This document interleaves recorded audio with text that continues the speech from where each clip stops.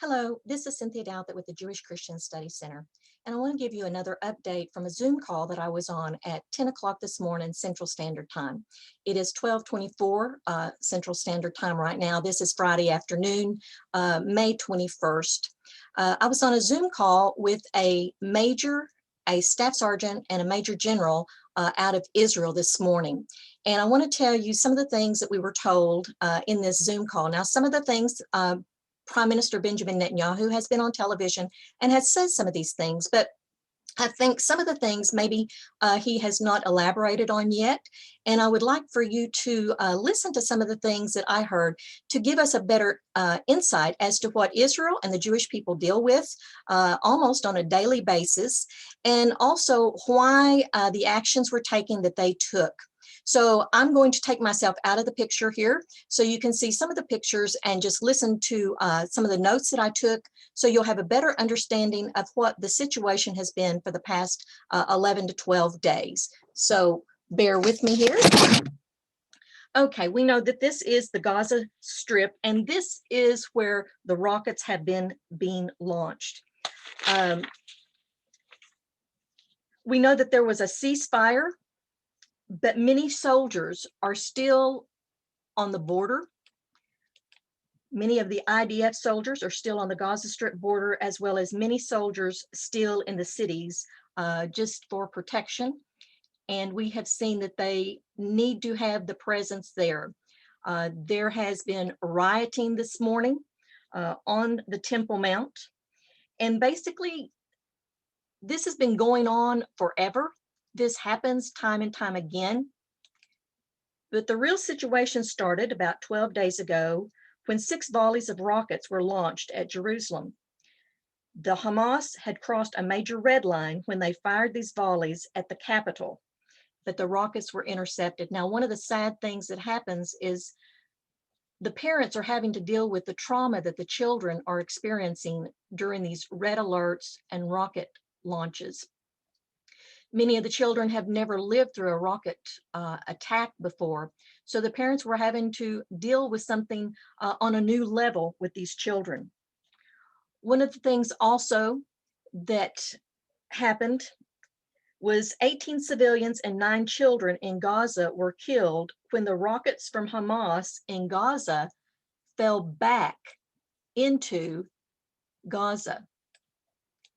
They had not calculated, they had miscalculated their rocket fire. Maybe they did, maybe they didn't, because we know that Hamas likes to play the victim while trying to move ahead their military force. And oftentimes we see that they use their people as human shields. They put their rockets, their rocket launchers in buildings, apartment buildings, homes, hospitals, schools. They have no regard for life.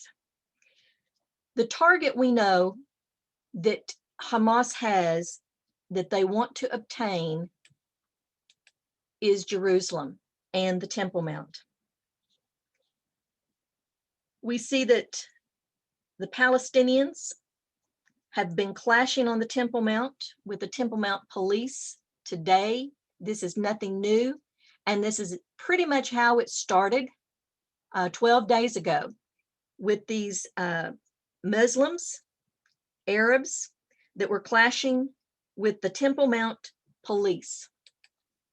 Hamas is trying to claim a victory to the Palestinian people, and by having this clash on the Temple Mount, it is their way of saying, we are in control.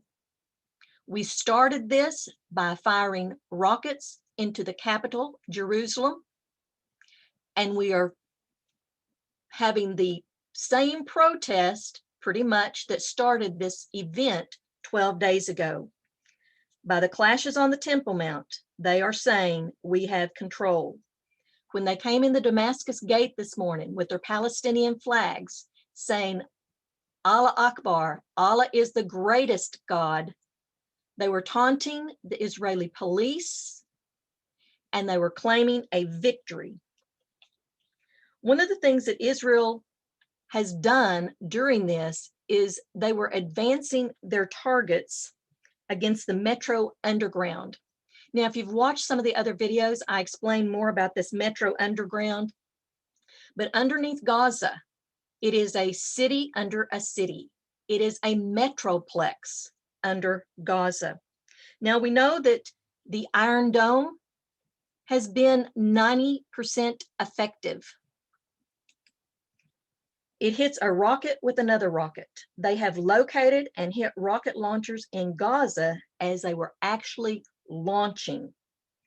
We know that rocket launchers are stored in people's homes. They just roll them out, use them, roll them back in.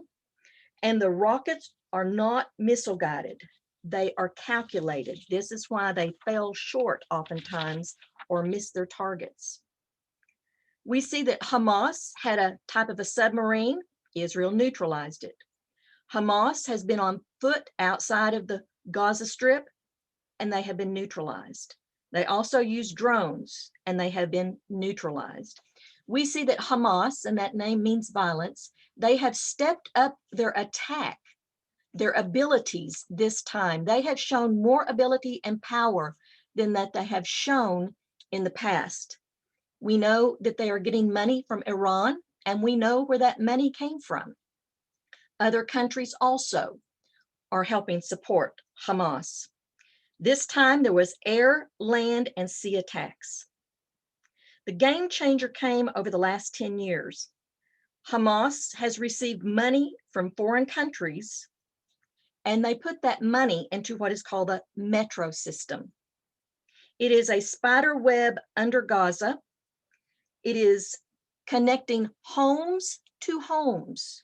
They have tunnels, a metroplex of spider webs under Gaza.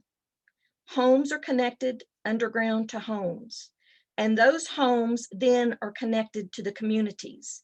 And then the communities are spread out and connected cities to cities. They hide militants underground, and they leave the people of Gaza above. They hide their weapons, their munitions, and their people in this metro tunnel complex. They go out, they fire the rockets, they can hide, but the people who live in the homes cannot. There are about 70 miles of underground area that has been hit and cannot be rebuilt. So there is more than even the 70 miles of this spider metroplex, the city under the city, or city under Gaza. But they have hit about 70 miles of underground area that cannot be rebuilt. We know in this ongoing mission, leaders number 2 and 3 were taken out. A northern leader was taken out, but Mohammed F. still is walking around, and he is a major instigator. One of the things we saw, and this isn't a very clear picture, but this is Beersheba, and it is down toward the end of the Gaza Strip, and that is where a major campaign was launched in that area to hit rocket depots and factories.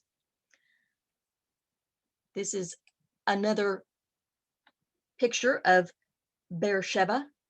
You can see some of the Bedouin camps. They were also targeted on the red alert with the rockets coming in. It's kind of an amazing thing, but rockets are kept in cupboards at home. Like I said, they just roll the rocket launchers out, they go to the cupboard, and they get out the rockets, and they bring them out. Again, these are not missile guided, these are calculated. It is a interesting type of war that people are storing their rockets in their homes. And again, Hamas uses the people as human shields. One of the things that we have seen is the press and the PR. Many of them are stacked against Israel. When hitting the metro, Israel was hitting the metro, this underground tunnel system of 70 miles. And they would hit that, but Hamas would go under back into the tunnels. These tunnels would be under the roads and under homes, and the IDF tried to hit the roads, but some homes were hit. The press doesn't report Hamas as using people as human shields. And Hamas will use the people as human shields. We see that they use hospitals, schools, and buildings.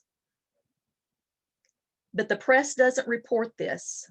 They do not show this, because if they do, they will not be allowed back in to the Hamas or the Gaza area.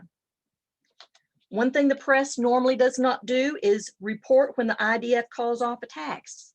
And they have called off attacks this time, even at the last second, when it was confirmed that there were civilians in the area that they were getting ready to hit that had major leaders and players in a military compound. Hamas's research and development building, where they had planned advanced raids and rocket attacks, was hit. This is the building that the Associated Press and Al Jazeera had their media located. The Associated Press and the people of Al Jazeera rode up and down in the same elevators with the Hamas leaders that were working on research and development. And they had been there for years.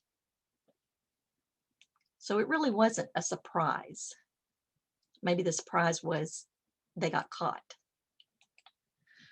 Trucks of humanity aid was set to go in to Gaza, but Hamas was bombing their own humanity aid crossing. This is a picture. The IDF was going to let, Israel was going to let humanity aid go into Gaza to help the people, but Hamas was bombing their own humanity aid crossing, preventing their own people from getting help. There are 200,000 without electricity in Gaza because Hamas took out their own power system. Hamas plays the victim, and they're also claiming the victory. There is no freedom of speech in Gaza. Hamas controls it. It is very important that the truth get told, because all in all, this is what the battle is for, Jerusalem. It is a physical battle, but it is a spiritual battle. This is the city that God loves. This is his eternal city. And this is the city that Yeshua HaMashiach, Jesus the Messiah, will return to set up his 1,000-year reign. I ask you to join me and pray for the peace of Jerusalem. Shabbat Shalom.